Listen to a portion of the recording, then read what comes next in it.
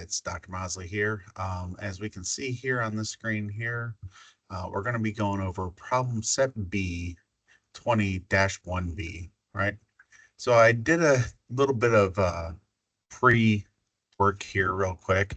And what I did is I took all this information right here and I went ahead and put it into the Excel sheet. I find that just doing the little bit of work prior to really makes life a lot easier going forward. Let's see if I can copy this. And of course not. That's fun. All right. So we're going to go ahead and work on problem number 1. All right. And I like to go ahead and type out exactly what it is that is being asked of us. Because when I am sitting there and I'm working on these things and I move to another part of the book to kind of get a clue of what it is that it's asking me to do, it's better to have this already there. So when I'm trying to figure out, oh, what exactly is it that I'm answering, it's just right there on my Excel spreadsheet. So right here, it says compute the equivalent units of production for both direct materials and conversions. All right, and of course I left out the and that is important because otherwise we're only doing half of the thing, right? So I'm going to sit here and I'm going to go with direct materials, right? Conversions. Let's go with units.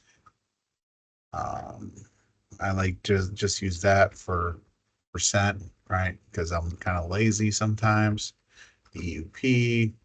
And then let's just go ahead and Control C, Control V that. So that way that's done. Let's go ahead and merge and center that. Merge and center that. All right. And let's go ahead and put a bottom border there, bottom border there, and let's bottom border all that. All right. So let's see here. I'm going to go ahead and expand that so it's taking up the adequate amount of room. All right. And we did this in class, so this shouldn't come as a shock to you as to like what we're doing here, right? Ending work in process. Now, after this point right here, I'm just going to use WIP. I used it up above, but I thought I'd sit there and go ahead and do that, right? So let's see here, completed and transferred out, right? So I'm just going to go click equals, and I see up here units completed and transferred out. Hit it just like that, right? And then it asks for the ending work in process. So I'm going to go ahead and just do it just like that. All right. So percent completed. Well, if it's completed and transferred out, that's 100%, right? For both. So we're just going to do 100%. Right. And this here for direct materials is 100%. But for EUP, it is 25%, right? This one is both hundo for each one. And what did we do in class? Well, if you remember right, we just took this and we multiplied it by that, right? And then we're going to take equals this times this, right? And if we do it that way, we can just drag it down. Nice and easy. All right, and then what we want to do is we want to do a little bit more math. We want to add these up. All right, so to do that, we can just type in equals sum, highlight what we want to add up, hit enter, right? And there you go. So that's part 1, right? We just computed the equivalent units of production for both direct materials and conversion, right? What is part two, right? And part two, it is to compute cost per equivalent unit of production for both direct. You know what? I'm switching to DM and conversion, right? So here we're gonna have to set this up just a little bit, right? So we're gonna have direct materials. We're gonna have conversion, right? Let's go ahead and get that just spaced just right. There we go. All right. We don't want any happy accidents here. We just want to get it done the way we're supposed to. So we got to check here. And it says conversion costs equivalent per unit is going to be 25.20. Okay, good. We know what we're going to be getting into, right? So we start off with our cost of beginning work in process, right? We're also going to deal with the costs added this period, right? And that's going to lead us to our total costs. Same thing that we did in class, right? So let's see here. Cost beginning of this period, right? Oh, well, thankfully, we did all the work prior, so we can just hit equals, right? Nice and easy. So that was for direct materials. And if we do equals, we get it for the conversion as well. Now, same thing is going to go on with the cost added, right? Direct materials and conversion are both going to be put in there, right? We're going to add those up because it only makes sense if we're doing total costs, right? And let's not forget to do a little bit of work there by putting a line in to show that we did some math. How does that sound? All right. So now we need to do the division, right? We need to divide. Come on.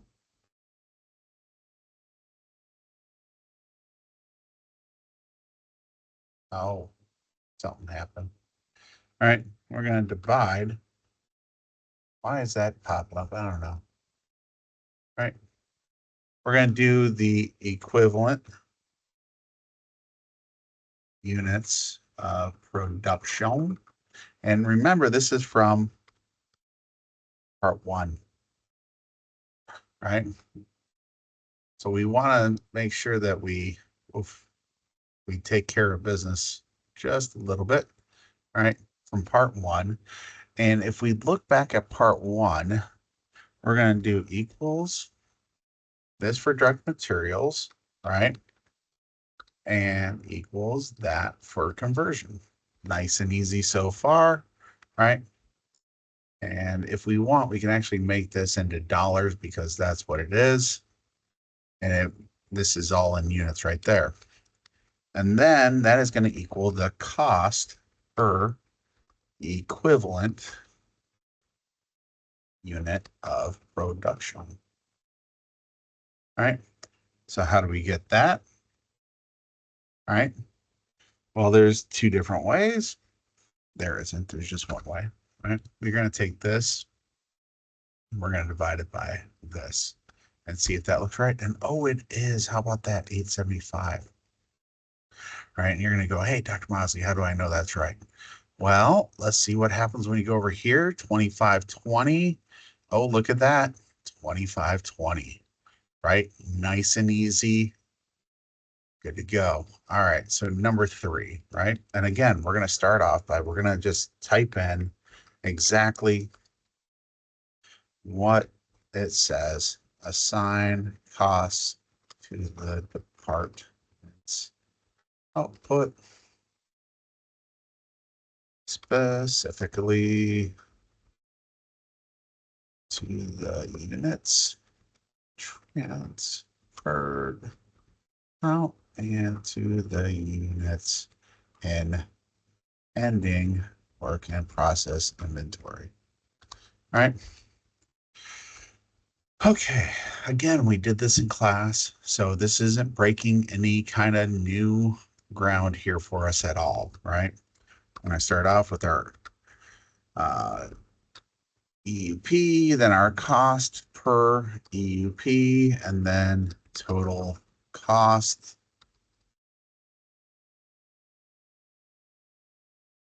If I can write, it would be nice, right? And total cost is actually going to end up taking up 2 columns here, so we're just going to go ahead and transfer that like that. We're going to do completed and transferred out, right?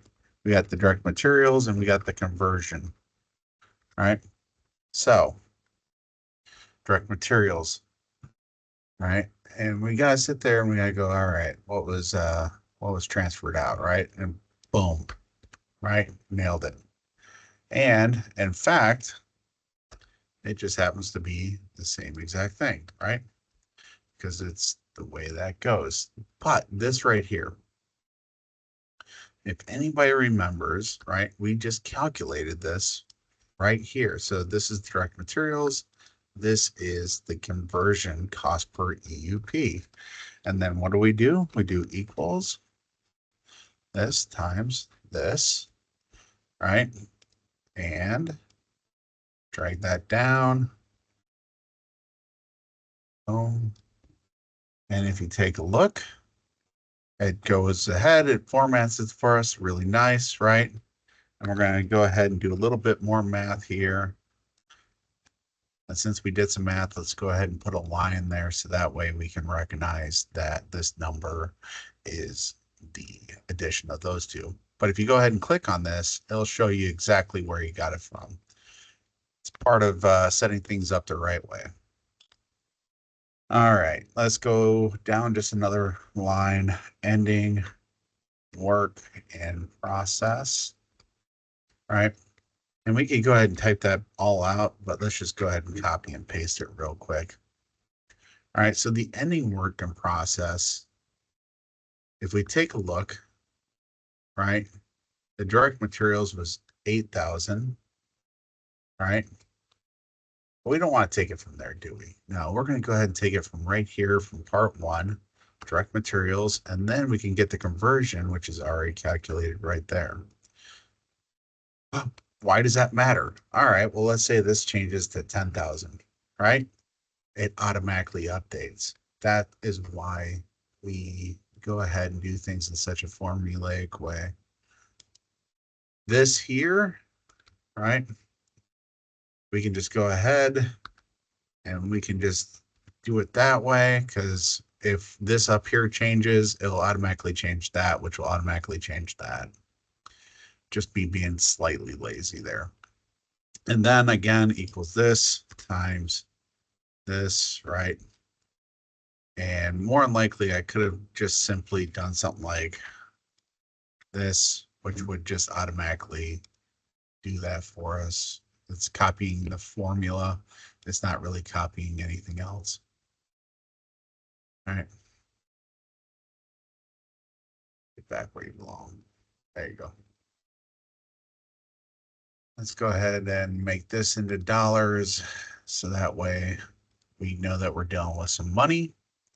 And if you take a look here, right, we have this is the ending, total ending work in process is the total completed and transferred out. We are not done yet, right? We have total cost accounted for to sit there and do one last thing. I want to make sure that we go ahead and do this. All right, I equals sum, not plus, but equals. All right. I'm going to go ahead and add those up real quick. And we get an answer of 2,836,400, right? Now, part 4 is assume that an error is made in determining the percent complete for units and ending inventory in the first process. Instead of being 25% for conversion, they're actually 75% complete. Write a 1/2 page memo to the plant manager describing how this error affects your period's financial statements. And it could be if the units ending inventory are 75% instead of 25 for conversion, the number of EUP and ending inventory for conversion is understated. And the total EUP for the period is also understated. If the correct percent complete for conversion is used, the conversion cost per equivalent unit will be smaller. However, the cost of conversion and ending work in process is larger because the percent of equivalent units remaining in the ending inventory will be greater, right? Regarding the financial statement, this error causes an overstatement of cost of goods sold and an understatement of net income on the income statement for this period. On the period and balance sheet, the work in process inventory and retained earnings are understated. Therefore, the total assets and equity are also understated. And with that, we are actually done with today's problem. So this was, again, problem 21B out of the back of your book. If you have any questions, concerns, moans, groans, or gripes, please let me know. Until next time, take care.